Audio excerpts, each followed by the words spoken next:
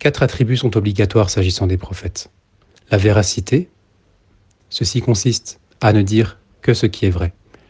Il est impossible l'opposer, comme nous le verrons, à savoir le mensonge. L'honnêteté, al-amana.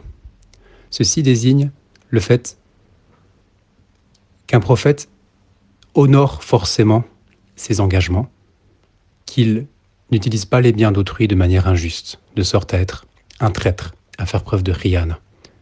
L'opposé est donc impossible, l'opposé de l'honnêteté.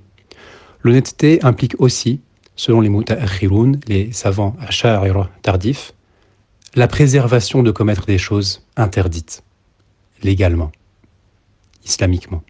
Il est impossible qu'un prophète commette un péché au sens propre, tout comme une chose détestable au sens propre les concernant eux. Ceci est aussi impliqué par l'honnêteté. Les prophètes ont obligatoirement aussi comme attribut la haute intelligence.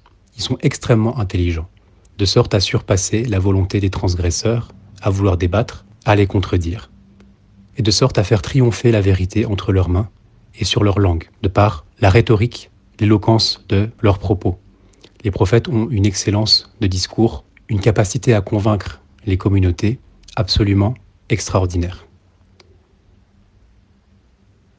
Les prophètes ont aussi comme attribut la transmission, at-tablir, à savoir la transmission de ce qu'Allah leur a ordonné de transmettre, comme enseignement.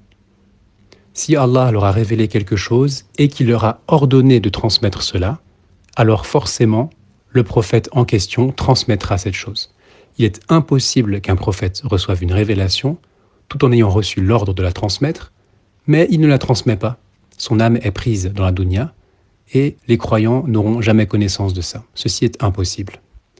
En revanche, il est possible qu'un prophète reçoive une révélation, mais qu'il n'ait pas l'ordre de la transmettre. Nous parlons des choses qu'il est une obligation pour eux de transmettre. Dans ce cas, ils les transmettent nécessairement.